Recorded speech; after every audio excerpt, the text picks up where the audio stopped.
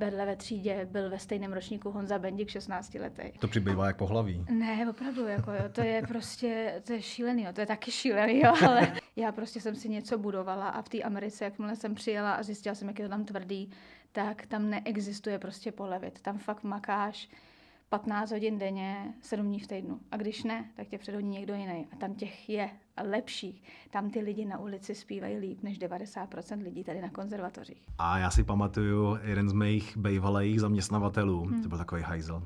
Jo, a on je rozdíl být herec a pornoherec. Vlastně loni jsme koupili autobus. Já jsem si strašně vždycky přála autobus jako malá, že jednou budu mít cestovku. Jako. Teďka ho mám. A je to největší starost v mém životě. To jako zlatá kosmetika, zlatá produkce a zhrzený lidi.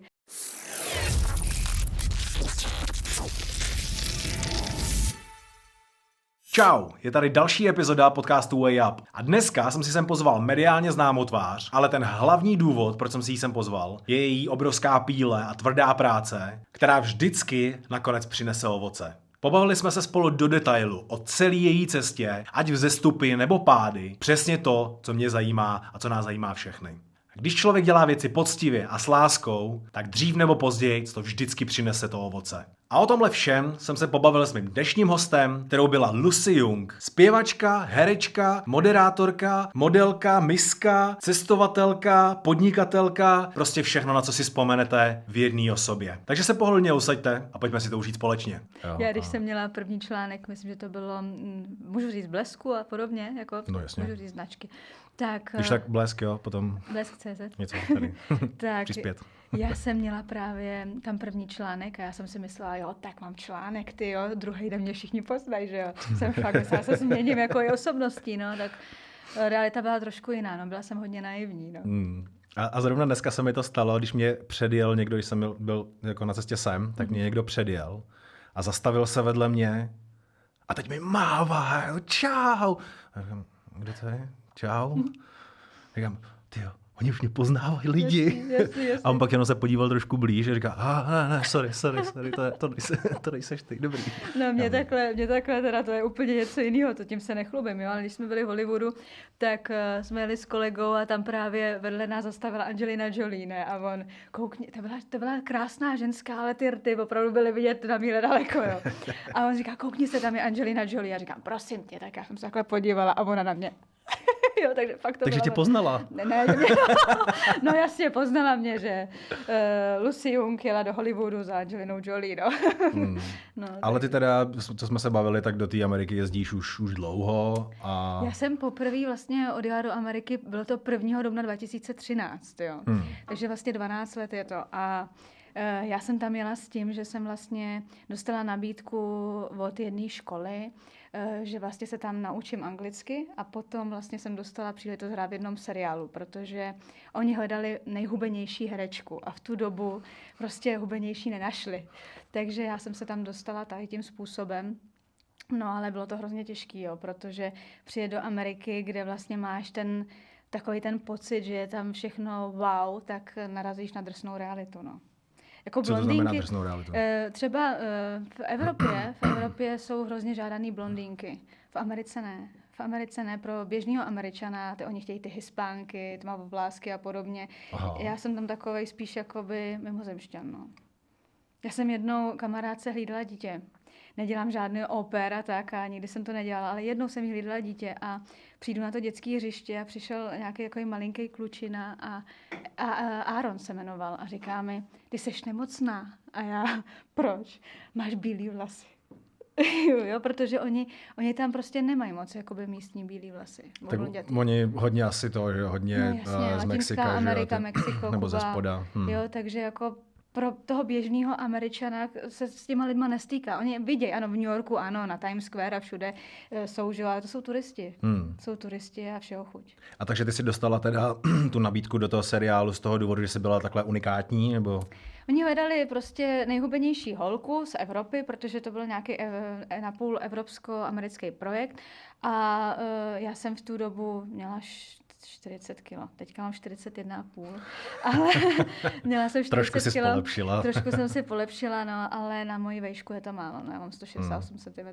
No, to bych řekl, že je to málo. podle toho BMI. Ale já jim normálně, akorát mi to nikdo nevěří. To říkáte všechny. Dobře. Normálně, pijete normálně, tak jo, že? No.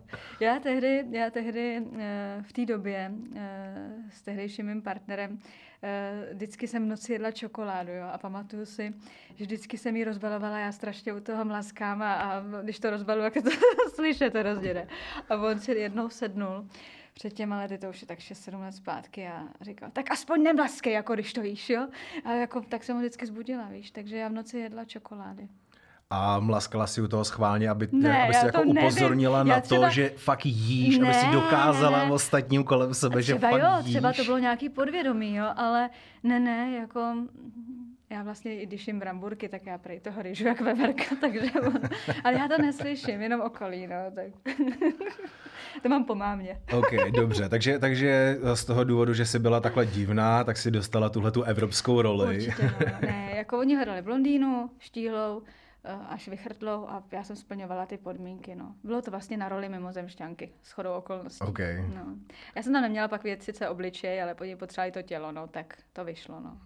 Ale ty už jsi měla nějaké zkušenosti s herectvím tady? Měla. Já jsem hrozně chtěla být herečkou a zpěvačkou jako ve svých snech, ale zavedlo mě to tak, že já jsem se nedostala na konzervatoř na klavír. Tak jsem potom šla na elektroprůmyslovku, kde jsem byla jediná holka ve třídě. Okay. Na škole jsme byli 3, bylo to hrozně zajímavé, ale já jsem za to ráda, protože já jsem v tu dobu neuměla fungovat v ženském kolektivu, takže já jsem se naučila fungovat s těma klukama, jsem byla vlastně jako jejich kámoška, takže teďka i v dnešní době je kolem mě spíše hodně mužů a není to tak, že bych jich měla tolik, ale jsou to prostě kamarádi a jsem takhle na to prostě zvyklá. No a potom, až když jsem si udělala vlastně maturitu na té střední průmyslové škole, tak jsem potom šla na konzervatoř, na herectví, a tam jsem se dostala. Ale už v rámci té střední školy si dělala nějaký projekty, třeba jako Mimoně nebo něco takového? Vypadá, že jsem dělala strašně moc věcí, jo. Ale já jsem vlastně vystudovala tu střední průmyslovou školu elektrotechnickou, pak jsem šla vlastně na vošku hereckou, tam jsem se dostala hned. Ale tam asi upřímně vzali každýho v té době, mně přijde. A potom jsem vlastně přešla na státní konzervatoř, ale ve 4. ročníku mě bohužel vyloučili 3 měsíce před koncem, protože jsem si vybrala kariéru. Já jsem musela odjet potom právě do té Ameriky a vyhodili mě, no. Vyhodili mě, že jsem nepřišla na představení. A bylo to fakt tak, nebo takhle, bylo to tak vážný, že si jako fakt chtěla odjet a opustit tu školu? Ne, oni na škole to fungovalo tak, nevím jestli teďka, abych jako teďka nikomu nekřivdila nebo tak, ale v té době oni chtěli, aby jsme se všichni věnovali studiu, což je hrozně důležitý. Ale realita byla taková, že já jsem tam byla opravdu jak vetřelec, protože všichni ty ostatní furt studovali, bychlovali si ty věci, hráli si i o pauze na... Já nevím, že jeden bude pes, druhý bude kočka, prostě bylo to jako vtipný, jo, ale já jsem na tohle neměla sílu, já jsem prostě už od 16 let se věnovala buď focení, nebo jsem už podnikala, ono si někdo řekne jako už podnikala, ale já jsem dělala charitativní akce pro děti s mým kamarádem a já jsem prostě to nebrala tak jako tu školu, že je to nějaký jako wow, a bylo to asi i tím, že já už jsem měla 1 maturitu za sebou a byla jsem tam i jakoby jedna z nejstarších. Jo, mě bylo, já nevím, 19, ne, mě už bylo 21 a vedle ve třídě byl ve stejném ročníku Honza Bendik, 16 letý. Jo, takže jako tam to byl opravdu velký rozdíl, takže já už jsem pak fungovala jinak. No hlavně i té hlavy je to velký rozdíl, že jo, protože v těch 20 letech nebo 21 letech už trošku máš nějaký věci srovnaný v porovnání s těma 16, 17 letejma. Já jsem třeba tu konzervatoř jakoby udělala rychle, protože já už jsem neměla češtinu, znova matematiku a podobně, že už jsem tu maturitní zkoušku udělala. Takže já jsem měla jenom nějaký doplňkový předměty, jenomže tehdejší moje kamarádka, nebudu jí jmenovat, mám ji jako ráda v minulosti, tak já jsem prostě rok měla ten charitativní koncert. To bylo v prosinec to byl. A škola to věděla všechno, že vlastně mám tady ten termín a oni ten den byla premiéra našeho představení ve škole. Já jsem to všechno říkala a ta holka měla ještě předat papír vlastně paní ředitelce a ona ho nepředala. Takže z tohohle důvodu jsem byla vyloučena. Takže tvoje kamarádka vlastně a zapomněla, nebo to udělala na schvál? Jako máme se, neudělala to na schvál, ale budíš jí přáno, takhle. Já toho nelituju. My jsme se bavili protože trošku... já jsem měla potom vlastně jít k té maturitní zkoušce, to byl květen a já jsem odlítala 1. dubna vlastně do té Ameriky. Na to jsem se právě chtěla zeptat, jestli toho jako lituješ, že tu školu si nakonec chtěla jsem ji pak dodělat, měla jsem ty možnosti, ale nechci, aby to vypadalo, že lidi říkají, že jako nemáme čas nebo tak, ale já ho fakt nemám. Jo. Jsou lidi, kteří prostě žijou, že pondělí až neděle a pátek, sobota, neděle mají volno. Já prostě jsem si něco budovala a v té Americe, jakmile jsem přijela a zjistila jsem, jak je to tam tvrdý, tak tam neexistuje prostě polevit. Tam fakt makáš 15 hodin denně, 7 dní v týdnu. A když ne, tak tě předhodí někdo jiný. A tam těch je lepších. Tam ty lidi na ulici zpívají líp než 90% lidí tady na konzervatořích. Jo. Mají na základních školách herectví, zpěv, tanec. My kam se na ně hrabem. Jo. Tam přijdeš v 21 letech a vlastně zjistíš, že neumíš nic. Protože oni jsou úplně jinde. A je to z toho důvodu, že tam je větší konkurence, nebo že prostě ta mentalita je taková, spíš, že mají ten tady drive? Na základní škole ty máš třeba herectví, nebo tak, když si to zaplatíš jako nějaký koníček, nebo jako zájmovou činnost, ale nemáš to jakoby v předmětu. V Americe to mají v předmětu. Jo, jako dramatický kroužek, nebo tak. Takže to mají jako povinný předmět. Mají prostě, to jako povinný na základní škole. Ale asi nějak povinně volitelný, ne? Ne, to ne. Oni mají třeba, funguje to tak. Protože já třeba jsem dřevák, takže já bych prostě nemohl jít do třídy tancovat. Mně se třeba líbí ještě v těch Spojených státech, že takhle jako povídám nebo vybočuju, nevím, jak je to teďka. Takhle to bylo před těma 13 lety, když jsem se o to zajímala. Jo, teďka je třeba jsou různý změny, takže do mě třeba poslouchá, teďka tam jako jezdí anebo má o to zájem, tak nevím, jestli to takhle furt je. Ale v té době kdokoliv si potom zaplatil třeba střední školu nebo vysokou školu, tak se tam dostal. A potom vidíš, jestli buď projdeš nebo neprojdeš. A tohleto já jsem potom chtěla implementovat do České republiky. A to jsou všechny moje další projekty, o kterých se asi potom budeme bavit. Tak tam je to funguje tak, že ty se dostaneš třeba na herectví a buď projdeš nebo neprojdeš ty léta. Buď prostě skončíš po roce, že si neprošel zkouškama a tak, anebo pokračuješ. Jakým způsobem tady to chceš tady u nás implementovat? My to děláme, protože my vlastně pořádáme od roku 2010 workshopy, moderátorský a herecký, protože máme vlastně internetovou televizi. Před covidem byla docela jako úspěšná, po covidu to šlo jako docela z kopce, protože nebyly tolik akcí a podobně, ale jako vracíme se pomalu. A my jsme chtěli dát příležitost novým tvářím, novým moderátorům, novým lidem, modelkám, aby prostě i ty lidi, kteří třeba nemají to sebevědomí nebo prostě mají nějaký sen a třeba na castingu jsou tak nervózní, že prostě neprojdou, jsou takový lidi, včetně mě, tak aby si to mohli vyzkoušet. Včetně tebe, tak jsi nervózní? Jakýkoliv casting, kde jsem přišla a viděla jsem, jak všichni jdou na jistotu, tak já jsem nevěděla ani své jméno. Fakt? Teďka už řeknu dobrý den. Jo, ale prostě v tu dobu máš nějakou představu o sobě, máš nějakou masku před těma lidma, učíš se něco, ale realita je třeba trošku jiná. Jo, a to má hodně lidí. A třeba ty lidi, kteří mají na to žaludek, na tady ten svět, který není jednoduchý, a nemají třeba takovej talent, tak jsou rychlejc dál, než ty, co mají třeba ten obrovský talent. Ale nedokážou ho přes tu nervozitu, že jim o tu roli tak jde, že to je třeba jejich jediná šance, tak to prostě nezvládnou. A je toho hrozně moc těch lidí.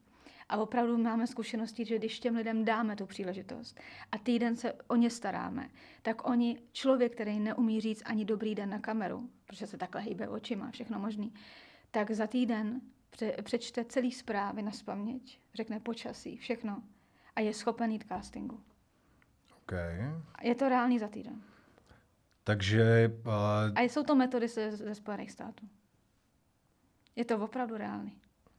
Takže z člověka, který je absolutně nervózní, který prostě je vyklepaný z jakýkoliv... To garantujeme. Negarantujeme to, že má třeba někdo vadu řeči a tak, na to už potom potřeba opravdu trénovat tu rétoriku. A to neuděláš. To neuděláš za týden, to neuděláš ani někdy za rok, za 2. Ale prostě to základní, jak má fungovat, nemá začínat tak a podobně, jo? Tak to jako se naučí. No. Že opravdu ty lidi, co k nám chodí, tak oni buď si myslí, že to jsou obrovský hvězdy, a nebo prostě jsou to lidi, kteří si to chtějí zkusit. Jenomže zase hodně lidí třeba projde tady tím a zapomíná potom, kde začínali. Potom se objeví v nějakém seriálu, v nějakém filmu, sice na nějaký menší roli, protože to dokázali přes ten casting, ale nikdy nebudou vejš, protože nemají tu pokoru a to chování a jednou ta jejich sláva stejně dojde. Dokážeš třeba poznat už, když jakoby ten člověk ti prochází tímhletím workshopem, dokážeš poznat, jestli má tu píli, nebo jestli má to v sobě? My na začátku jsou různý 3 typy osobností. To bylo. Teďka už jich máme 7. Okay. Jo, protože ono se to nezdá, ale... To přibývá jak pohlaví. Ne, opravdu, jako jo, to je prostě, to je šílený, jo, to je taky šílený, jo, ale o tom někdy jindy, ale tady to je právě zajímavý, že oni třeba se ukážou až po těch 3 dnech. Oni řeknou, proč děláme třeba kurzy v zahraničí, proč třeba v Itálii a v Chorvatsku.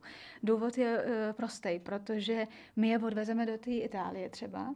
A není to tak, že bychom unášeli děti nebo tak. To se nám taky jako říká, oni určitě unášejí děti nebo je tam zneužívají. Ne, nikdy, jo, opravdu to ne. A nechci, aby to jako znělo jako blbě, ale opravdu to zkouší konkurence, jo, jako na nás. Tak oni tam vlastně... To vypadá, jako když se mě tady snažíš fakt přesvědčit o tom, že to fakt jako neděláte. Neděláme, ale jako podezřelé. jsme to, no. Ono to docela zamrzí, když to děláš tak dlouho a prostě ti pak volá nějaká maminka nebo babička, prosím vás, ukažte opravdu živý vysílání, že tam jste, protože my se bojíme, aby z Itálie dcera nezůstala třeba nebo vnučka v Turecku. A ono ti to docela jako ten biznes bojkotuje, jo. A je to fakt o tom, že konkurence jakoby tady to sype do těch lidí? Nebo... My jsme byli první v roce 2010. Já jsem tehdy začínala s Jakubem Vanišem, se jmenoval, a je to člověk, který byl výborný na tohleto. A on už v té branži myslím, že nedělá. A byl to takový ten hnací motor jakoby tohohle projektu. Potom jsem tam zůstala já, přišli další lidi a začali jsme jako to školit. Ale je to čím dál tím složitější, protože je tolik workshopů, tolik všeho právě v České republice za pár korun, jenomže v reálu za pár korun, když si to rozpočítáte na 10 dní v Chorvatsku nebo workshop na 1 den, tak zjistíte, že my to děláme za 10 ceny. A hlavně má ještě ten zážitek, že jsou u toho moře a poznají spoustu přátel. Ale oni tam teda přijedou k tomu moři a vlastně první 3 dny oni vlastně se neznají a jsou takový všichni zvláštní a divně na sebe koukají, co tady budeme dělat. Jo. Ale 4., 5. den buď se pohádají, že už jsou ty skupinky, že my 2 nemůžeme fungovat a podobně, anebo prostě jsou to nejlepší kamarádi. A přesně vidíme, jak potom fungují i u těch lidí, protože nechceš na place nebo někde na natáčení 2 lidi, kteří jdou furt proti sobě, chceš mít klid. A tam se to pozná. A když to uděláš v Česku a první 2 dny, kde všichni na sebe koukají a neseděj si, tak ti odjedou z Česky. Z Chorvatska nebo z Itálie ne. Tu možnost, a hlavně v té době, když nebyla Wi-Fi, ještě takhle všude, jak to měli, nebo Wi-Fi, internet v telefonu a byly jenom Wi-Fi, tak my jsme na hotelu prostě vypli Wi-Fi a oni museli přemýšlet, jak tu zprávu udělají, nebo to počasí. Ale teďka v dnešní době ChatGPT. Všechno je to váji. Jo, a pak se diví, že ty lidi jsou tam, kde jsou. A to znamená teda, že vlastně ty první dny, asi si to dobře chápu, tak prostě ten člověk má nějakou masku na sobě, kterou... Všichni prostě tam přijdou, vždycky, když přijede novej turnus, nic proti nikomu, ale vždycky říkáme, ježišmarja, oni jsou unavený po té cestě, my to chápáme, ale my vždycky, co s nima budeme dělat ten týden, a pak 3. den je milujeme, no. Ale je to tak, no. A pak jsou lidi, kteří toho zneužívají a hodně lidí si vymýšlí taky, no. Jo. Vymýšlí co? Vymýšlí cokoliv, jako aby byli zajímaví, třeba, že na místě já umím francouzsky, italsky, německy a podobně a řekneš dobrý, tak se představte v němčině a neřekne ani dobrý den v té němčině. Jo, prostě chtějí být zajímaví, aby jako, že všechno umějí, jo, nebo měli jsme tam herečku. Ona to byla pornoherečka. Jo, a ona rozdíl být herec a pornoherec. Jo, a ona mi řekla, já jsem herečka, jako co po mně tady chcete, paní Úková. Říkám, já po vás nic nechci, já vás chci něco naučit. Tak odešla, no. A tak ona něco umí určitě, ne? No ale to my neučíme. Ani učit nebudeme. Věřím, že umí, ale když tohle to řekne před skupinkou 30 lidí, co myslíte, že všichni večer dělají? Hledají na internetu. No. Říkám, no. Takže máme tam vždycky takovýhle nějakýho člověka, no. Jakýma metodama teda potom s těma lidma pracujete? Protože říkáš teda 3 dny, prostě to je na trhání vlasů. Je to naše know-how, ale... protože my vlastně nefungujeme tak, že máš nějaký tabulky, nebo prostě tady půjdeme podle nějakého scénáře nebo tak, ale každý ten člověk je individuální. Oni se nás ptají, jaký budeme mít program. My to nedokážeme říct, protože přijde skupinka cizích lidí a vlastně první den po té 14-hodinové cestě v tom autobuse my jim řekneme, představte se na kameru. Jo, a každý mluví jinak. Druhý den už mají nějaký posun, že si povídají o sobě, takže mají mít třeba příběh na 1 minutu o sobě, ale nesmějí cuknout očima jinam. Jo, je zvlášť do kamery a zvlášť potom, když je tam publikum. No a pak navazujeme podle toho, jak on funguje, protože má každý jiný znaky. Někdo se prostě klepe rukama, každý má prostě něco. Takže vždycky na konci toho dne, kdy s těma lidma pracujete, tak uděláte nějaký takovýhle úkol. Ano, s každým zvlášť. To si potom zhodnotíte, kdo teda je v jaký fázi, nebo jak s kým pracovat a potom teda s nimi pracujete. Ano. Zbytek toho workshopu individuálně. Ano, individuálně, ale jakoby ve skupinkách, že třeba ten má lehčí zadání, ten má těžší a podobně, ale vlastně v reálu musí dospět všichni k tomu počasí, k těm zprávám a podobně. A jestli teda to dobře chápu, tak to je ta vaše Stockholm Dream Production. No, Proč Stockholm Dream? Protože moje mamka hodně podnikala se Švédskem a milujeme Švédsko a vlastně já jsem měla zůstat asi někdy ve Švédsku, ale byla to Amerika nakonec. Jo, ale miluju Švédsko a proto Stockholm Dream, protože Stockholm a sen a tak, no. Když teda jsme tady u toho moderování, tak my jsme se seznámili vlastně na akci, kterou já jsem moderoval. Poprvé, říkal jsem to. Jo, no to právě se tě chci zeptat jako na tvůj profesionální názor. Já takhle, my jsme vyškolovávali ty lidi a já jsem to dřív dělala. Teďka už mám na to lidi, nedělám už to já. A z hlediska tebe byl jsi super. Jo? A to jako nemyslím, jako, že bych ti teďka lezla do zadku, ale byl jsi výborný. Dobře, děkuju. Komunikace s lidma výborná. A přitom nevím, že bych komunikoval s lidmi. Komunikoval očima? Jo. No jasně. Něco jiného je tam stát a koukat do jednoho bodu a něco jiného je taky vlastně komunikovat s tím divákem. Jako samozřejmě jsem byl nervózní, tak jak o tom mluvíš, prostě, že ty lidi jako jsou nervózní, hlavně na tom začátku. Každý, a to je jiná nervozita. Je jiná nervozita prostě to, ale tady prostě přišel profík, který si věří a je jedno, jestli si třeba doma nevěří nebo tak, to nic proti to, já nevím, jak to máš, jo, ale prostě tam si byl sebevědomý chlap, který ví, co říká a dělá. A i třeba kolikrát jako by jsem se přeřekl, nebo jsem řekl nějakou věc, kterou bych jako úplně třeba neměl říkat jako nějak na veřejnosti. Ale hele, já jsem tam nebyla od toho, abych tady hodnotila někoho, když vlastně tady bude mít člověka na workshop, tak ho koukáme od zhora až dolů na něj.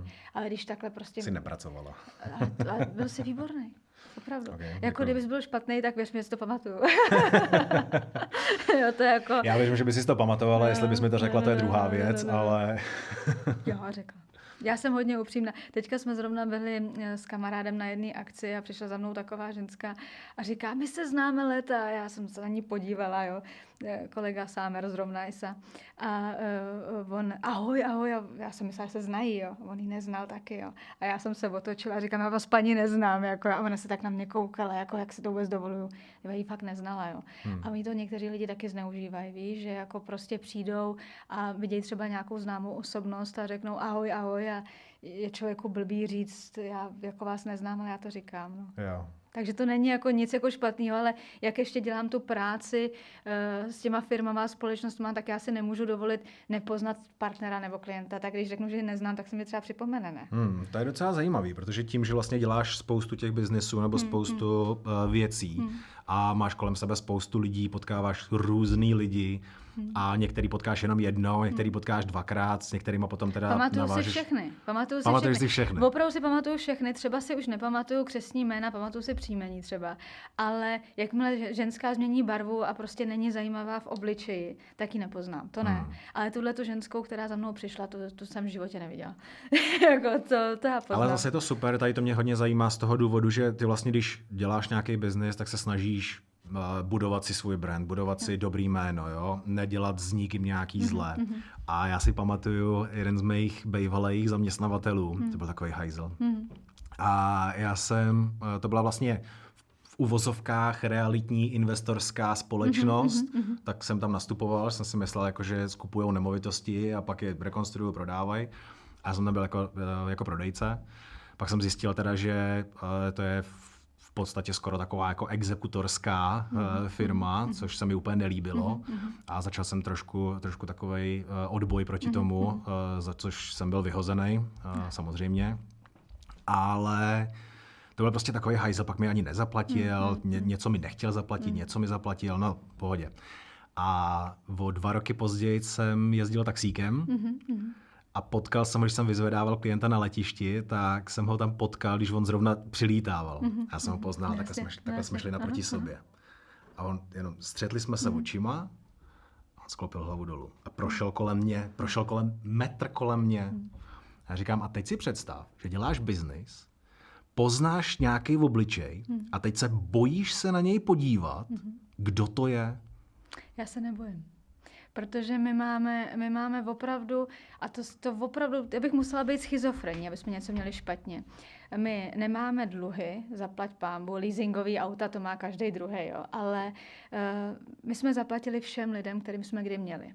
Kromě jednoho člověka, jmenuje se Michal Sladký, dlužíme mu 200 korun, to je náš kameraman, on neměl, ho neviděla teda už 10 let, v té době měl 200 na hodinu, jo. Do dneška u nás má, ale já nevím, kam zmizel, protože on neměl účet. A on si proto měl přijet. Takže tomu to dlužíme. To je jediný dluh, o kterém vím. Říkáš Michal Sladký? Michal Sladký, takže Michal tak Sladký, se může, to, ale bez úroku, jo. Prostě platí těch 200 korun z minula. A prostě je to realita, jo. A no, kdybyste těch 200 korun tenkrát dali do Bitcoinu. No, já jsem tomuhle nevěřila, jo. Ale prostě to je ta navěta moje.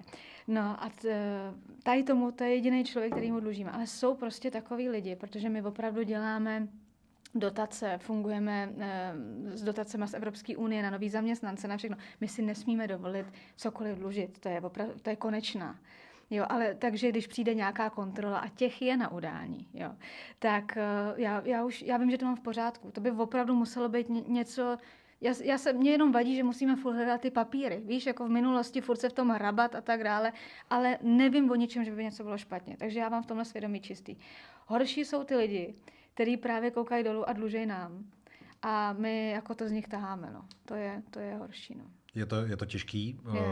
No takhle, oni v dnešní době to funguje tak, že někdo ti podepíše smlouvu a pak řeknou, tak smlouva vlastně neplatí, ne? A my se jistě, že to nebudeme řešit, tak my taky musíme zaplatit ty lidi a že jo, všechno, chod firmy a máme taky smlouvy s dalšíma lidma nebo s hotelema v zahraničí, jo, takže prostě to nejde prostě nezaplatit. My to musíme taky platit. A ono potom, jak ty o tom mluvíš, ty udání, tak čím seš větší, tak tím máš samozřejmě víc lidí. Jo, ale tady ty lidi, kteří tam jsou, schodit. tak oni jsou furt u toho filmu, jsou u komparzu a podobně a ty právě dávají ty hlavy dolů a ty právě pak pomlouvají nás, že jsme špatný nebo tak, ale oni neřeknou, že mají s náma třeba nějaký dluh nebo něco. Oni řeknou, oni jsou ty špatný. Oni odváží děti do Turecka nebo do toho a to jsou právě ty drby, které se dějou a potom nám lidi nechtějí jezdit na workshopy, no.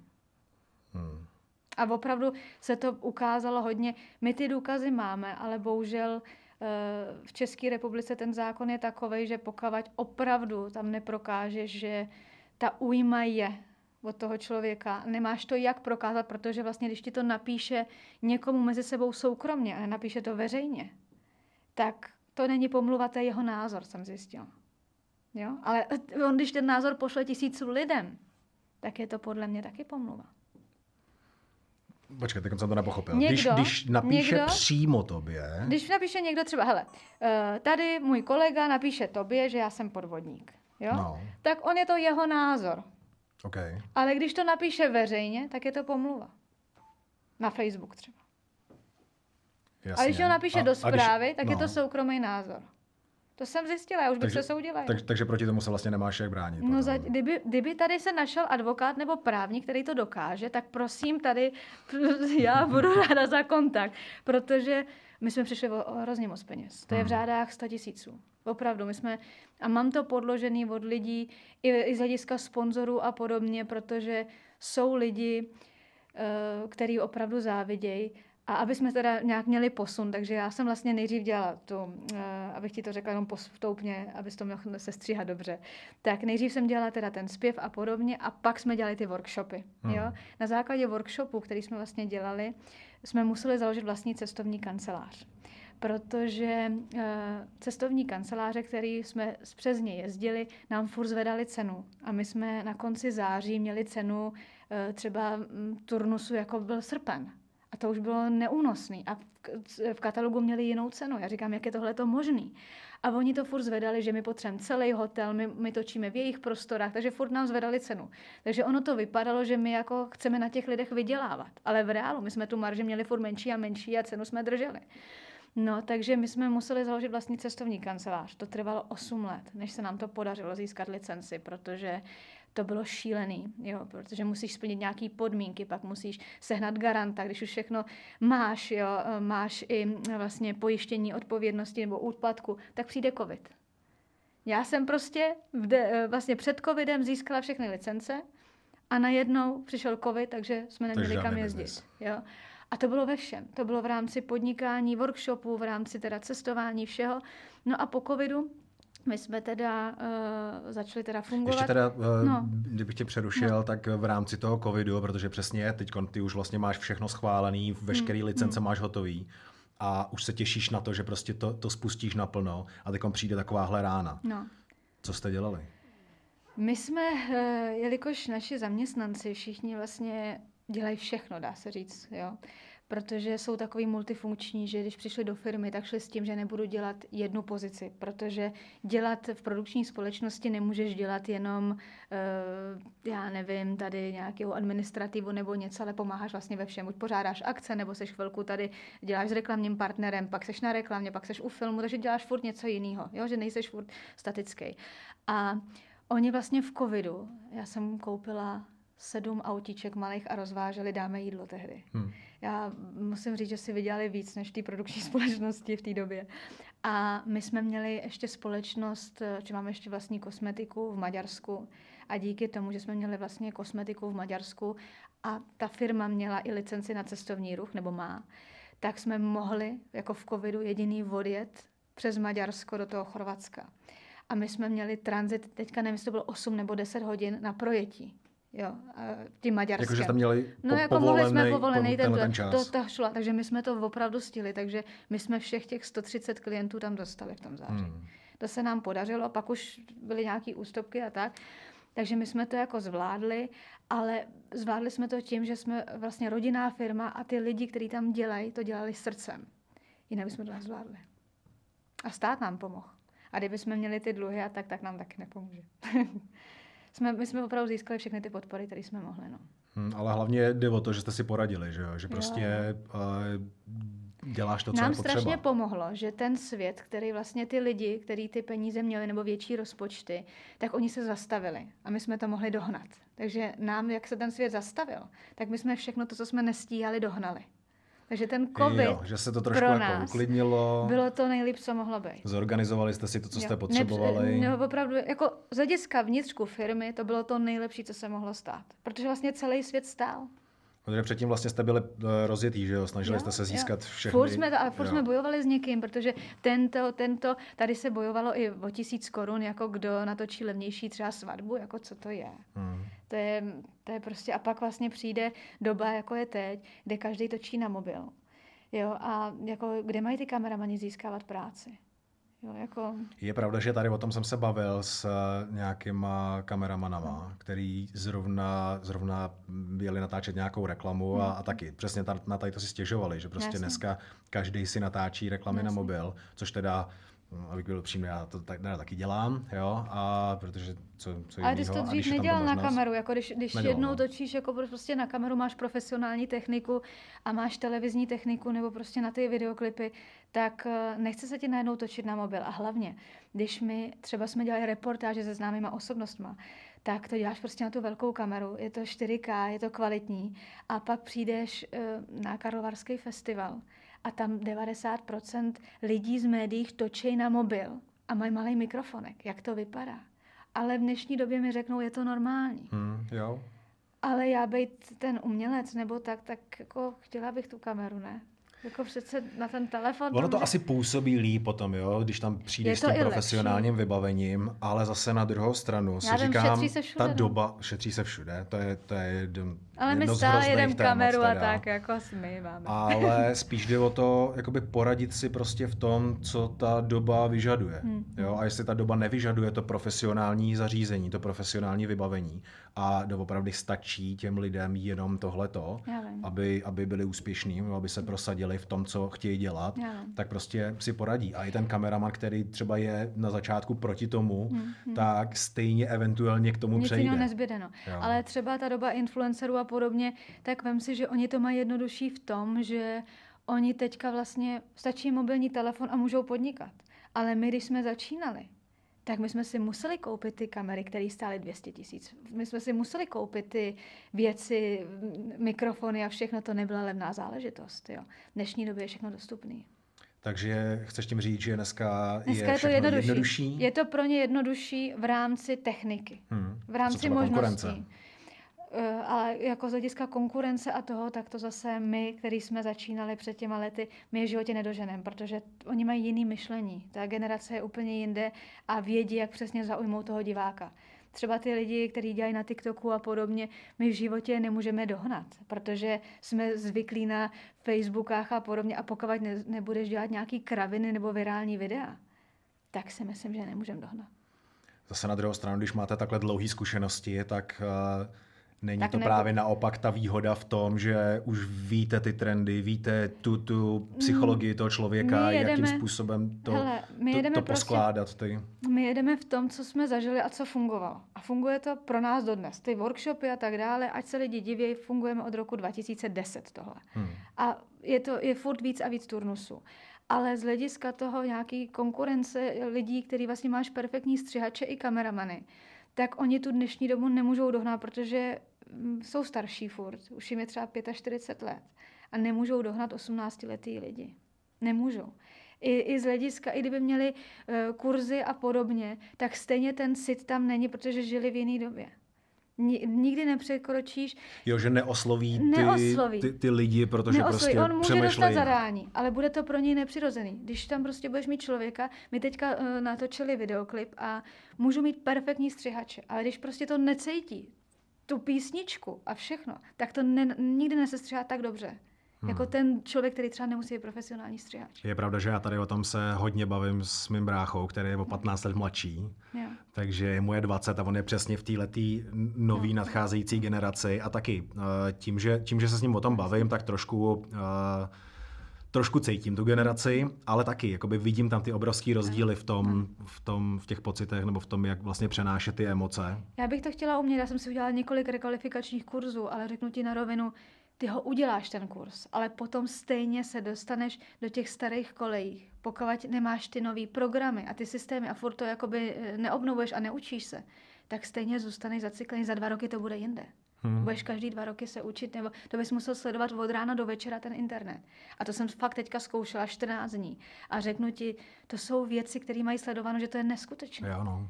To je neskutečné. A pak je tam ženská, která je hrozně zajímavá a ona má sotva 100 lidí sledovanost. To je neskutečný. Takže stejně prostě je to o té praxi, stejně prostě v tom musíš být, nějaký rekvalifikační kurz nebo nějaká škola stejně ti nedá tu přípravu jako ta praxe. Proto mě se třeba hrozně líbí a to je jeden z hlavních důvodů, proč jsem si tě vlastně dneska chtěl pozvat, protože když vidím, kolik toho všeho děláš prostě a kolik biznisu, kolik podniků a do toho zpíváš, do toho hraješ a vlastně furt seš v tom koloběhu, furt seš v tom kolečku, že se vlastně nezastavíš. To je něco, co si myslím, že já jsem to strašně chtěla, se nezastavit, ale právě pak jsme měli tu cestovní kancelář, pak přišel covid a pak, i když jsme to přežili, tak najednou ty obchodní partneři nevěděli, jestli budou fungovat dál. Takže my vlastně v rámci třeba autobusové dopravy, to já nechci, aby to znělo, že se chlubím, ale to je realita, co se děje. A tak oni nám řekli třeba v pondělí, v pátek se mělo odjet, že nevědí, jestli v pátek budou mít autobusy, jestli do té doby neskrachujou. A teďka pošli jim peníze. Tady máš 90 klientů, kteří ti mají odjet třeba. Co budeme dělat? Takže to dopadlo tak, že já jsem si udělala licenci na autobus. naši 2 kolegové, kteří jsou profesionální řidiči u filmu, ne. Teďka jsou řidiči autobusu a vlastně loni jsme koupili autobus. Já jsem si strašně vždycky přála autobus jako malá, že jednou budu mít cestovku. Jako. Okay. Ale to nebylo, že jsem to fakt chtěla mít, ale prostě jsem si to řekla já jednou budu mít autobus. Teďka ho mám. A je to největší starost v mém životě. To jako zlatá kosmetika, zlatá produkce a zhrzený lidi. Ale ten autobus, to je teda, opravdu obdivuju všechny ty dopravce, který fungují. Že s těma lidma to není nejednoduchý.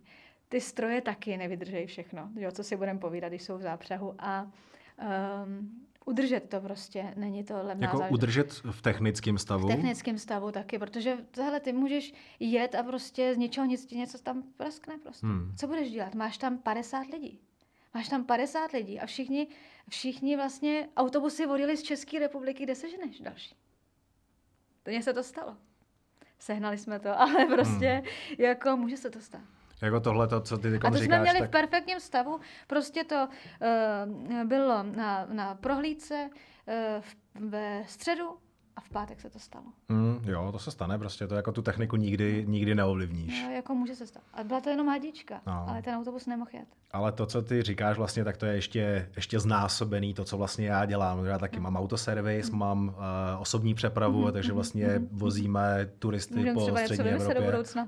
Můžeme klidně. Aha. A taky se mi stane prostě, že tamhle jedu do Budapeště a uprostřed cesty prostě se mi rozsvítí nějaký kontrolky v autě a teď co budu dělat dál. Jenomže u mě je to jednodušší, že OK, tak já do Bratislavy pošlu další auto, že jo, ale autobus se nesežene. Jak seženeš? Zvlášť, když máš všechny to, takže jako, ale zase díky tomu vznikl jeden nápad na biznis, ale to někdy příště, až to bude.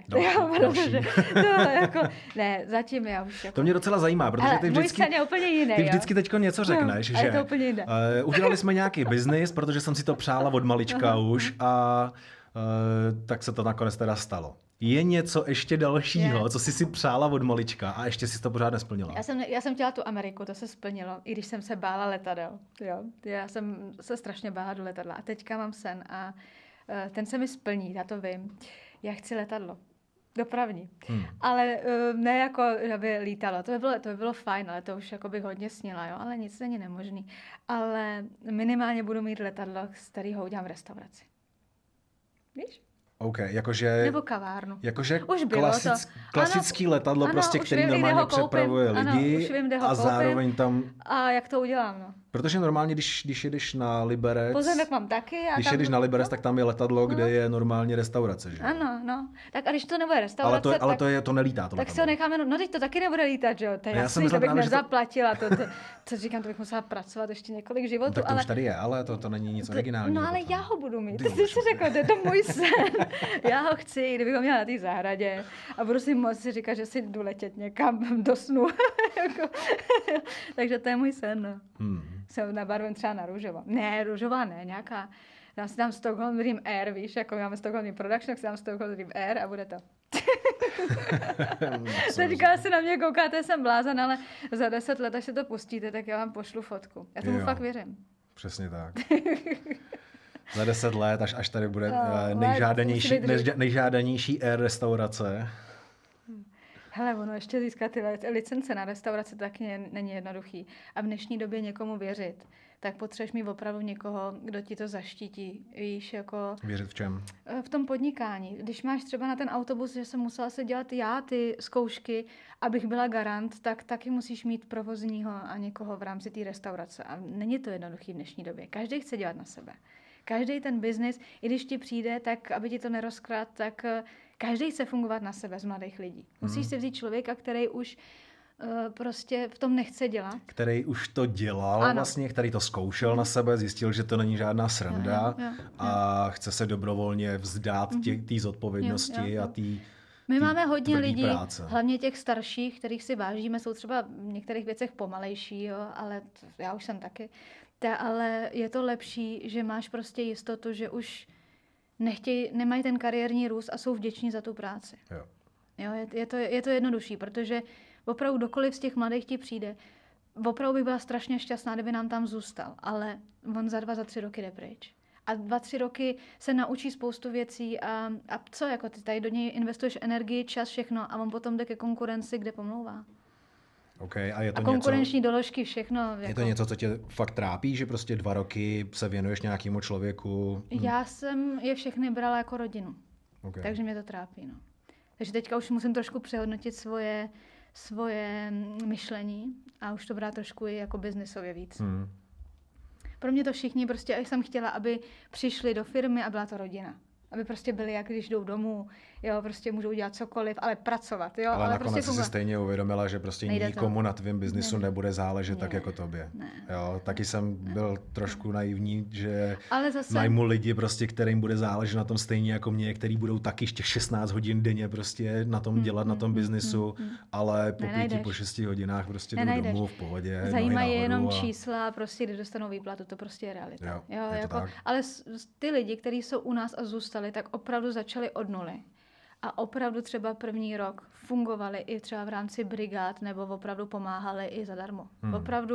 Opravdu pomáhali na charitativních akcích zadarmo a my teda děláme furt charity zadarmo, ale oni postupně z těch charit přešli i do toho opravdu biznesu, kde ze začátku, aby se vůbec někam dostali, tak formou praxe fungovali, třeba 3-4 měsíce a pak začali fungovat i jinde s námi. A mě tady to třeba ještě zajímá, z tvý zkušenosti, z tvý pozice, protože už to děláte dlouho, já jsem v biznesu krátce, 2-3 roky, ale jestli třeba se dá s tímhletím nějak pracovat, jestli se dá pracovat s tím, že vlastně vzbudíš v tom člověku, kterýho ty si najmeš, nějakou tu chuť, tu kulturu té rodiny a to, že doopravdy bude chtít dát tu svoji duši té firmě. Dá, ale ze 100 lidí jsou to 2.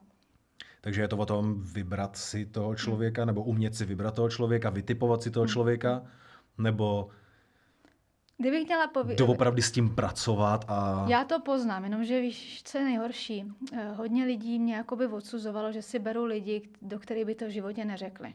Jo, jako že byli třeba, já nevím, jestli to jako, můžu takhle, jako, měli prostě nějaký problém, ať to byly třeba závislosti na alkoholu, nebo prostě s drogama, nebo tak. A věděla jsem, že jsou z toho venku, nebo dá se s nima pracovat, tak já nevím, jak je to možné, ale já tady ty lidi přitahuju. Prostě to přitahuju. Ale z těch lidí, z kterých jsem viděla ten potenciál, se mi všechno podařilo. Opravdu všichni jsou teďka čistý a jsou bez alkoholu a fungujou a jsou jedni z nejlepších pracovníků. Ale když jsem je přinesla mezi ostatní partnery obchodní a tak jsem měla strašně jakoby nadávek, jestli jsem se nezbláznila. Takovýhle lidi, ty mi v životě nemůžou prezentovat firmu a tak dále. Říkám, budete se divit. A teďka za mnou chodí, že povedlo se ti to. A já tohle to vím z vlastní zkušeností a i to třeba slyším od lidí, který sleduju. Tak ono vlastně je ten člověk, který si sáhnul na to dno, tak ví moc dobře, jak to dno chutná a ví moc dobře, že už se tam vrátit znova nechce a tím pádem má mnohem větší píly a pracuje mnohem víc a mnohem zodpovědnějc na tom, aby se tam doopravdy nevrátil na to dno. A navíc ještě, to se mi hrozně líbilo, Grant Cardone, který mluvil o tom, že on vlastně ten člověk vymění jednu závislost za jinou. Vymění tu závislost na té špatné věci za tu závislost na té dobré věci, což je ta práce, což je ta aktivita. A ty teda říkáš, že takovýhle lidi poznáš hned na první pohled? Nebo? Já jako tuším a pak se mi to potvrzuje jistýma signálama. Jo. A pak já mám takový období 3 měsíce, rok a 2. Když mi vydrží 2 roky, tak vím, že vydrží už potom furt. A oni se mění, jo, ale ten začátek byl šílený. Já jsem jako konkrétně u jednoho člověka, tam jsem mu říkala, hele, s tebou to bude těžký, ale musíš počítat s tím, že někdy budu zlá. Já přísahám Bohu, já jsem ho sfackovala. Jo, já jsem sfackovala svého zaměstnance, aby se probral. Okay. Že může skončit zpátky na té ulici. Ten člověk je fakt nejlepší. To mě docela zajímalo, co ten člověk asi musel udělat, tebe, takovou něžnou a hodnou ženu, ten se mě tak bál. Já říkám, a ještě jsem tam na něj řvala. Ještě jsem ho z té kanceláře vyhodila a řekla jsem mu, tak a teďka si běž klidně na policii, já jim to řeknu. Jak to bylo? Já jsem s tím počítala, že řekne, že to, ale tam to jinak nešlo. Tam už by to fakt skončilo, protože jako to nešlo. To bylo opravdu, tam už to jako hrozilo to, že by opravdu on skončil špatně. Takže vlastně jsi to udělala pro jeho dobro. No, ale to jsem udělala poprvé. No. Poprvé? To znamená, že to nebylo naposledy, když to takhle... Pak jsem mu ještě jednou řekla, že se to ještě jednou zopakuje, tak já budu pokračovat, ale už jako letí, jako úplně z té firmy, už to neudělám. Takže jako to jsem udělala poprvé, jako v životě, jako na někoho, no. A dávám to jako a fakt jsem, ale jak, no. To jako já nevím, co do mě vělo, ale jako kdybych se měla vrátit do té situace, udělám to znova, možná ještě víc. Že, tak jako jestli to pomohlo. No, jako pomohlo, ale já jsem byla tak naivní, že ještě jsem ale jako víš, že dneska by se tady to nemělo říkat vůbec, jako že nějaký násilí a fyzické ale to nebylo věci, násilí, to byla pomoc tomu člověku.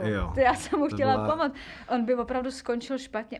Násilná pomoc tomu člověku. On míchal prášky s alkoholem, jo, a tahal to do firmy. A když prostě přijde to, že máš uvítat někoho v zahraničí, kde máš na starosti a je opilej jako tak, že nevstane, tak to nejde. Ale on to neviděl. Ten člověk to v té době nevidí, že jo? Protože to se ti zase, to taky není jen tak ze dne na den. Pro toho člověka je to tak jako třeba já, když dávám za příklad, když jsem stloustnul. No. Jo, já normálně jsem zvyklý třeba mít 82, 83 kg a najednou jsem měl 97, ale byl to třeba horizont 4 měsíců. No, jo. Ale ten člověk si jenom vlastně posouvá hranice vždycky jenom o jeden schůdek, že jo? Takže jemu se posouvá ta tolerance, takže on si dá prostě jedno pivo, OK, to je v pohodě. Si dá 2 piva, v pohodě. Za týden už prostě je to paňák, za 2 týdny je to flaška vodky, ale furt je to jenom o ten jeden krůček. Ale ty potom, když na to koukáš z jiný perspektivy, trošku zpovzdálí, tak pak vidíš ten obrovský skok a tobě to už dojde, jemu ne. Ale ono to bylo právě tak, že v té době, já neříkám, že bych sfackovala zaměstnance, já jsem sfackovala člověka, kterého jsem měla ráda i jako rodinu a kamaráda. Jo, jako v tu chvíli jsem to nedělala z pozice zaměstnavatele, ale ty kamarádky. Jo, jako jinak bych si netroufla jako někoho takhle to, jo. Ale to opravdu jinak. Ale jinak si myslím, že by tě to asi za stolik nevytočilo. Jakoby zaměstnanec ti nedokáže tolik vytočit jako někdo, na kom, jako rodinu. Opravdu já mám jako rodinu. Záleží. Jako na mě, ať je to jakkoliv ty nejbližší v té firmě, na mě záleží opravdu na všech opravdu, to je rodina. Ale tohle bylo hrozný. Dobře, posuneme se trošku někam jinam. Co mě totiž zajímá, jak se bavíme o tom, kolik toho všeho máš a jaký máš obrovský drive a co vlastně všechno děláš. Ty jsi mluvila o tom, že v té Americe vlastně, kde se pohybuješ teď hodně, tak, že tam je to úplně běžný. Myslíš si, že ten drive do toho doopravdy chtít dělat tyhle ty věci si získala tam, anebo právě, že si to už měla v sobě někde? Ne. Já jsem v sobě měla nějaký sny. Stejně jako byl autobus a všechno tohleto, tak jsem měla sen, který jsem si chtěla splnit. A Amerika byl takovej ten bod, že se tam dostanu. A teďka najednou jsem tam přijela a říkám, wow, já jsem tady, jako víš, že prostě do dneška koukám na ty budovy, jsem to dokázala, jako jo. Protože bylo to hrozně těžký, to nepřeju nikomu. Já jsem tam odjela vlastně s 500 000 a nás okradli během 1. měsíce. Jo, to kdybych měla, to je na knihu. Co se stalo, že vás během 1. měsíce okradli o 500 000? Normálně my jsme si objednali apartmán na Floridě, kde vlastně platíš kauci, nájemný a podobně. No a oni potom řekli, že my jsme, to bylo jako jedno z toho, jo, my jsme jako prý ukradli vidličky, prostěradla a tohleto. A že jste Češi? Ne, celkově. Ale ono to, jako oni ti nevrátili kauci, že ta kauce byla 70 000, jo. Nebo prostě, to se ti stane, jo. A od té doby počítám i bydličky, když přijedu na Floridu, kdybych si měla, teďka už si nemusím pronajímat byt, ale když mi třeba klient jede, tak se musí počítat už i bydličky, lžíce a tohle, protože oni opravdu ti to jsou schopní nevrátit. A sežeň si tam potom právníka nebo advokáta, že chceš tady vrátit, já nevím, 2 nebo 3 000 dolarů. V reálu se ti to prodraží, nebo ty lidi se nevrátí z té Evropy zpátky do těch Spojených států. A já s 24kilovým kufrem budu tahat vidličky jako od někud z nějakého apartmánu nebo talíře, jako kdybych je aspoň rozbila, víš. A je to jako běžná praxe, že se něco takového děje? Stalo se to i mým známým, jako jo, takže já nevím, jestli to dělají jako všichni, ale stalo se to i mým známým. No a pak jsem odjela do New Yorku s tím, že si objednala jsem si taky byt takhle, tam jsem poslala asi, či tam se platí 2 nájmy a kauce, jo, nebo první a poslední nájem a kauce. A to bylo asi 300 000 na New York. My jsme tam to zaplatili všechno, jsme tam přišli a ten byt neexistoval. Nebo byt existoval, ale smlouva byla neplatná. Takže nám řekli, běžte tady do hotelu. Takže my jsme šli za 8 000 na noc do hotelu A teďka najednou, já jsem tam měla být 3 měsíce. Jo, s tím, že 2 měsíce už měl být zaplacený ten nájem. No, takže my jsme byli vlastně ze dne na den na ulici, nebo v hotelu. A teďka jako co budeme dělat? Jo, takže potom měli přijet klienti, všechno. To bylo ze začátku, když jsme začínali a prostě zvládli jsme to, ale vlastně na policii řekli, no tak to bude nějaký soudní spor dlouho trvat. Ten člověk podvodník byl ze San Franciska. A co budeš dělat? Ty tam musíš fungovat. Zavoláš bohužel na českou ambasádu nebo tak a oni ti řeknou, no tak zavolejte si příbuzným nebo tak jako. My vám tady s tím nepomůžeme. Máte jít do hotelu. A takže jestli to dobře chápu, tak vy jste tam přijeli už jakoby rovnou za biznisem. Ne. To jste tam vlastně řešili to, že jsme tam přijeli s tím, že já jsem tam si teprve měla řešit víza. Takže my jsme tam přijeli, ale já jsem už musela řešit byty a takhle. A vlastně na tehdejšího partnera byl napsaný ten byt.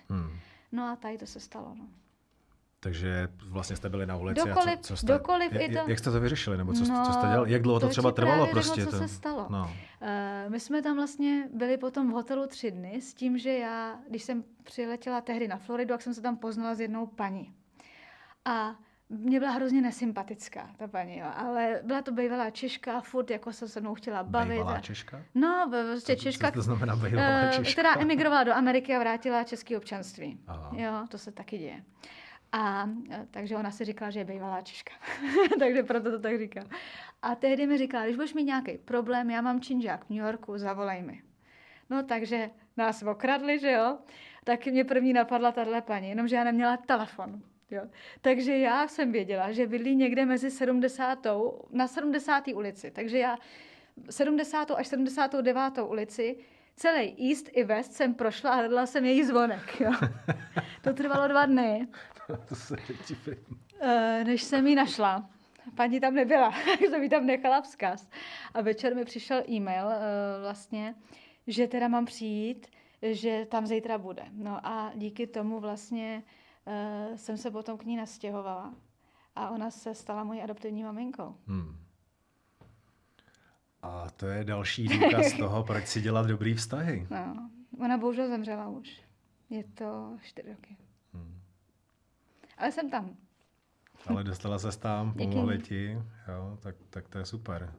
Jako dostat se přes takhle těžký období a asi jak dlouho to třeba trvalo od té doby, co prostě vás takhle podělali o všechno a... No my jsme už ty peníze nikdy neviděli, protože opravdu vzít si toho advokáta a všechno, stálo by to opravdu miliony. Jo, a ona řekla, ona sama milionářka v dolarech, by řekla, že to nemělo cenu. Jo, protože tam to dělali lidi, kteří nechápu, jak je tohleto možný, ale tehdy to bylo ještě ten byt přes agenturu, slovenskou. Jo, ta agentura už nefunguje, takže vlastně čin se stal na území Spojených států, ale byla objednávka přes slovenskou agenturu. Takže řeš to. No. To je nemožný, protože Američani to nebudou řešit se Slovákama a to se stalo na území Spojených států. A tady ta firma skončila na Slovensku. Takže jako my jsme byli absolutně, zkoušeli jsme to ještě 3 nebo 4 roky a to je právě jeden z těch důvodů, proč jako teďka řešíme každýho dlužníka, protože nejde o ty peníze, ale o ten princip. Jo, protože tady ta slovenská agentura to udělala s dalšíma lidma. Určitě. Ale nikdo to neřešil. Jo, takže to jsou prostě takové chvíle, to je osud, který ti prostě přijde do života. A nebej tý paní, tak já tam nejsem. To rozhodně, ale povedlo se, zvládli jste to. No, ale bylo to těžké. Ale v této době teda jste tam jeli v podstatě na cestovní vízum. Na cestovní vízum. S tím, že potom měli jsme zvací dopis a všechno jakoby kvůli těm budoucím firmám a podobně, ale až tam jsme to řešili na místě. No. Takže jste vlastně, co jsem se tak dočet, procestovali celou Ameriku. No to se potom právě stalo to, že jak jsme si založili tu cestovku, protože ty hotely nám zvyšovaly tu cenu a tak dále, tak jsme si založili tu cestovku a abych dostala kolegy, kteří taky chtěli být ve Spojených státech, tak, nebo takhle ne, že by tam chtěli žít, ale chtěli jsme prostě fungovat, že budeme multifunkční a že nebudeme jenom mít v sobě ten evropskou kulturu nebo tu evropskou kulturu, tak jsme prostě vymysleli to, že budeme jezdit z New Yorku do LA autem. Ale to taky vzniklo úplně náhodou, jo, protože já, jak jsem se v té době bála lítat, já se bojím furt, když chci to letadlo, jo, ale prostě oni byli strašně drahý letenky, jako když si tehdy v té době stála letenka 30 000, jo, teďka stojí 15. A z LA vlastně s příletem do New Yorku a s návratem z LA stála 20. To si pamatuju do dneška. A my tak přejedeme celý státy, ne? Jo. Tak my jsme to přejeli fakt. A byl to jeden z nejhezčích zážitků v mém životě. Já říkám, proč to nebudeme nabízet dál lidem? No a funguje to, už jezdíme 8 let takhle, je to vyprodaný na 2 roky dopředu. No. To věřím, já si pamatuju v době, kdy jsem byl v Anglii, tak můj kolega v práci se zrovna vrátil z Ameriky, kde byl rok a on dostal právě z práce rok leave, že prostě prodal všechno, co měl v Anglii, odjel do Ameriky, někam na východ, nevím kam, a tam si koupil dodávku, předělal si ji na obytňák a jel přesně do LA na druhou stranu přes celou Ameriku. A právě v době, kdy já jsem nastoupil do té práce, tak on se zrovna vracel, ukazoval mi fotky, ukazoval mi videa, prostě co všechno za ten rok jako procestovali, co udělali. On říkal, to teď 2 roky budu dělat a pak se tam vrátím znova. Prostě. No třeba u nás, oni opravdu jedou, mají tam 2 delegáty a řidiče. Musí mít 2 delegáty, či kdyby se něco stalo, tak my nefungujeme jako ostatní cestovní kanceláře, nebo oni tam mají třeba odpovědného zástupce toho turnusu nebo tak, ale my, když se něco stane, tak jeden z nás tam musí vždycky zůstat s tím klientem v té nemocnici. Může se stát cokoliv, jo. A ten druhý jede s těmi ostatníma lidma a s tím řidičem. Ale vem si, že oni mají 24/7 3 lidi, kteří se o ně starají, takže ten zájezd taky něco od toho stojí. Ale mají tam kompletní servis. Oni, když cokoliv potřebují, tak mají. Když chtějí prostě někam jinam ještě dojet jakoby navíc, třeba mají tady speciální přání, tak když s tím skupinka souhlasí, tak tam jedou. Jo, takže oni opravdu, my máme nějaký itinerář, ale třeba se může stát, že 3. den nejsme opravdu na tom místě, ale třeba až 4., protože se mezi tím chtěli podívat ještě někam jinam, takže a to mají navíc, to se nepřiplácí. A doporučujete jim nějak ty místa třeba, které po cestě Oni můžou... se dostanou třeba opravdu mezi Indiány nebo někam, kam normální člověk nevkročí, nebo tam funguješ i na satelitních telefonech. Ty místa neznají lidi, běžný turista. Jo, a to je, myslím si, strašně hezký, ale každý, kdo vidí ten zájezd, tak si řekne, no jo, další zájezd, tady je s 80 lidma. Ne, my tam máme 8 lidí jenom. My se staráme o 8 lidí. A nemůžeme jich mít víc, protože my bychom to nezvládli. My jsme potřebovali na 8 lidí máte 2 delegáty. 3. Na 2 delegáty a řidiče. No. Já si myslím, že to je jakoby fajn. No. No to super. A opravdu to mají individuálně, že jeden máme do terénu, který leze s nima po skalách a tak, ale je to v rámci opravdu jako stesek. Není to žádný, že tam někde slaňujou, jako jo, to ne, to neděláme. A zase ty další chodí třeba památky, víš, nebo obchody, někdo prostě je na obchody a podobně, takže fungujeme, že se fakt jakoby rozdělíme. To je právě to, co se mi líbí, že vlastně máš 3 lidi na 8 lidí, takže vlastně každý si může najít to svoje. Prostě a někdo se nenudí. A pokud někdo chce spinkat na hotelu, tak může, ale dlouho spinkat nebude. Tady ten zájezd pro ně není, který chtějí 3 dny třeba spát na hotelu, či každý den spíš jinde. Jo? Tam můžeš jet v tom zájezdu třeba 20 000 kilometrů za 3 týdny. To je nádherný. Ale není to pro každýho. Takže tyhle ty zájezdy teda v podstatě děláte jenom ty zájezdy jakoby napříč Amerikou? Nebo ne, děláme zvlášť New York, děláme Floridu, děláme LA nebo Kalifornii, San Francisco, anebo přejezdy prostě napříč. No. Ale byli jsme jediný, pak se snažil nás někdo kopírovat. Ale upřímně, s českým delegátem jedným a řidiče tam neseženou takovýho blázna, který byl z New Yorku do LA autem. Neseženou. Američan ti nepojede pomalu ani na Floridu, jak je pohodlný. To znamená, že ta cestovka teda je zaměřená na Američany? Ne, na Čechy, který chtějí do Ameriky, ale že kdyby chtěl kdokoliv z konkurence tohle udělat, tak jen tak nesežene amerického řidiče. Jasně. A nedoplatil by se. Jak jste vysehnali amerického řidiče, který je to rodinná firma, takže je to opravdu promyšlený a to je to know-how, který nás drží a i když třeba někdy nejsou ty vztahy tak ideální, protože všude i v rodině se pohádáš, tak ty lidi drží třeba 13 let už. Jak se k té cestovce dostanu? Nebo jak se my jmenuje? My jsme samý stockholmským sen, takže Stockholm Dream Travel je to. Ale je to jiná firma než production. No, ale víš, co je zajímavý? Já jsem třeba, jak jsme dělali tady ty věci a všechno, tak my jsme potom začali ještě pořádat soutěže pro ženy a tak. Jo. A to je taky shodou okolností to, že na základě cestovky jsme tam poznali paní, která vlastně soutěžila v nějaký misce v zahraničí pro starší ženy. A já říkám, tak proč neudělat dámu roku nebo něco v České republice? A to jsou vždycky ty okamžiky, když tě něco napadne. No a my jsme potom udělali soutěž, jmenovalo se to Dáma roku, nebo stále se to jmenuje, a bylo to pro ženy od, myslím, že 25 do neomezeně let. Jenomže potom, jak chceš hodnotit třeba 80letou babičku a 25letou holku. Takže my jsme to rozdělili, takže už máme ty soutěže 3. Gentleman a žena České republiky, to je od 25 do 40 let. Pak máme dámu České republiky, to je od 35 let do 50 let. A pak máme 50 plus československou dámu roku, že je pro Češky a Slovenky. A my jsme zase chtěli těm obyčejným ženám, který třeba chtěli být misky nebo si vyzkoušet být modelkou a může mít 34 velikost nebo klidně 5XL, ať si to jde vyzkoušet a ukázat se, že jako splnit si ten dětský sen, být tou princeznou nebo něco. Takže jsme začali dělat tohleto s tím, že oni absolvují soustředění v tom zahraničí a tím pádem oni se začnou naučit trošku mluvit na tu kameru, takže se úplně nestydí na tom pódiu a pak si vlastně jdou jenom předvíst tu svoji volnou disciplínu a třeba vyhrajou buď ten zájezd do toho New Yorku nebo tak. A nebo si prostě jenom užijou ten zážitek. A z začátku to bylo taky strašně těžký, protože se tam hlásili lidi, kteří chtěli být jenom vidět a mysleli si, že ta soutěž jim udělá to, co má třeba Miss České republiky, tu popularitu a tak. A ono to o tom nebylo. Bylo to opravdu proto, že ty ženský prostě, ať si to jdou vyzkoušet a zároveň třeba potom, když partner chtěl módní přehlídku, tak bylo jednodušší, když ty ženský byly opravdoví a nejenom ty modelky. Jednodušeji se scháněli partneři na to, protože když potom máš módní přehlídku a vidíš to i na té širší ženě, tak je to lepší, než když vidíš ty krásné šaty na té hubený. A na ty tluští to nikdy tak hezky nebude. Jo, a potom vlastně ta normální ženská se cítí, jako že to je něco nedostupného. A zase se můžou líbit šaty na ty ženský, která má třeba klidně 4XL. A já jí taky závidím ty prsa a tak. Ale nemůžu to nikdy mít, jo, protože mám jinou postavu. Jo, a takže prostě vidím to na té ženský, jestli prostě by mi to slušelo nebo ne. A ta ženská se i vidí v tom publiku zase. Jo, zase ta další. A nám se to takhle furt nabalovalo. A ty soutěže teďka jsou jako kvalitní, ale není to tak, že to je miss, je to prostě taková estráda. Vracejí se spíš do minulosti, že tam opravdu mají volnou disciplínu a ty ženský opravdu zpívají, tancujou a překonávají sami sebe.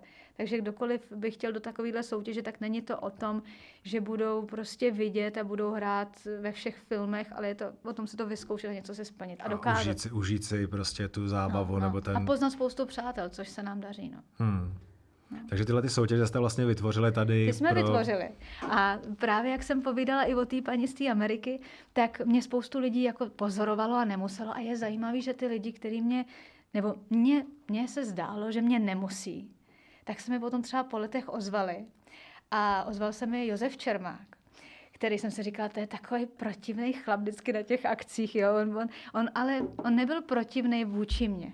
Ale on byl tak nervózní, aby se ta akce podařila, ale na mě to tak působilo. Víš, jakože jako je nedostupný. A on mi volal, že má soutěž Tvář roku, která tady funguje, nevím, 20 let a že jsem jediný člověk, který mu by to předal. A já říkám, Pepo, já mám tady soutěži a tady jde to. No, tak už máme i Tvář roku teďka, takže jsme udělali několikátý ročník. No a loni přišel s tím, že měl ještě mezinárodní festival pěvecký a že nemá prostě komu to předat. Nebo takhle jsou tady lidi, ale že těm to nechce dát. Takže my máme ještě od letošního roku mezinárodní pěvecký festival a za 14 dní vlastně máme v Karlových Varech finálový večer, nebo ten Diamond Voice. A budou tam lidi i z Kazachstánu a podobně, takže jako my teďka jedeme jako na mezinárodní té bázi, ale pro člověka, který je zvyklý fungovat se západem, je ten východ složitější, takže já se to učím, že víš, takže jsem taková teďka úplně že nevím, co všechno bude. No. Takže z člověka, který začínal se zpěvem a myslel si, že bude mít to, tak mám na starosti 9 společností a už další nechci. A teďka se ozval jeden pán, že má takový jeden projekt. Že to by se nechce říct, ne? A mě volal můj kolega, aby napsal nebo mi volal, já jsem mu to nevzala. A napsal zprávu, jsme v průseru. No tak já, když se tohle stane, tak odcházím ze schůzky, že jako mám důležitý hovor, jo. A on já jsem vzala ten telefon, co je zase nějaká kontrola nebo něco z úřadu. A on, ne, ty už nikam nelez, on ti zase chce dát tu firmu. Já říkám, já nic nechci. Takže teďka máme jednání, no. Takže můj teďka takovej nejbližší sen je, ty lidi, kteří s náma fungovali, jim předat teďka to, aby se staral každý o tu nějakou společnost, protože už je to pro ně rodina, už je to pro ně živobytí. A dát příležitost novým lidem, ale asi formou chráněný dílny nebo těm, kteří si to opravdu zaslouží a budeme fungovat prostě dál. Pomalu, pro každýho. No, to a já si budu zase zpátky zpívat. Po tom, co tě poslouchám, tak jsem se chtěl zeptat, kde se dá koupit ten nafukovací den, ale já bych hrozně spíš vůbec? Nebo... Hele, mě hodně lidí říkalo, na čem to frčím, jako v minulosti, že není možný jako vydržet, ale já jsem opravdu, já nekouřím, nepiju, neberu drogy, nikdy jsem to nedělala a pro mě byla ten hnací motor ta práce. Ale pak přijdou okamžiky, kdy opravdu najdeš jednoho nebo 2 lidi, kteří ti zkazejí celý rok. Jo, a to jsou ty lidi, kteří si třeba přejou být na tvém místě, protože vidějí jenom ty fotky, kde se usmíváš v té Americe. Vidějí, že si cestuješ, vidějí to, ale nevidějí ty problémy, nevidějí, že 2 hodiny denně brečíš. Oni vidějí jen to hezký. Každý chce vyhrát tu zlatou medaili v běhu maratonu, ale nikdo nechce ten ale upřímně, ono by to bylo těžké, kdyby si vezmeš tu cestu. Ta cesta je krásná, kdyby to jako všechno šlo, tak na co ti to bude? Jo, teďka třeba shodou okolností, jak chci teda zase zpátky zpívat, mám nějaký nabídky teďka do filmu, nevím, co se stalo, asi nějaký z vrchu, jo. Ale prostě teďka se to nějak všechno nakupilo, tak my jsme po letech se dali dohromady se zpěvákem Sámerem Isou a my se známe 15 let. Pro mě to byl taky jeden z takových těch člověk, na mě tak působil, že arrogantní nebo tak, ale on je to v reálu opravdu hodnej kluk. A musím říct, že ta minulost těch médií, která je, a věřím tomu, že to není všechno pravdivý, protože na mě působí jinak, tak je to hrozně těžký jako s takovýmhle člověkem fungovat. Jo, protože hodně lidí odsuzuje to, co je někde napsaný. Jo. A za toho kluka bych teďka dala ruku do ohně a věřím, že za 2 roky bude úplně jinde. Jo. Ale je to přesně ten okamžik, kdy ti lidi říkají, nezbláznili jste se, děláte tady s dětma, děláte tady tohleto a budete spolupracovat s takovýmhle člověkem. Jenomže ten člověk je opravdu hrozně hodnej a ty lidi ho mají rádi. Ale prostě cokoliv si přečteš o sobě v médiích, tak je třeba úplně něco jinak.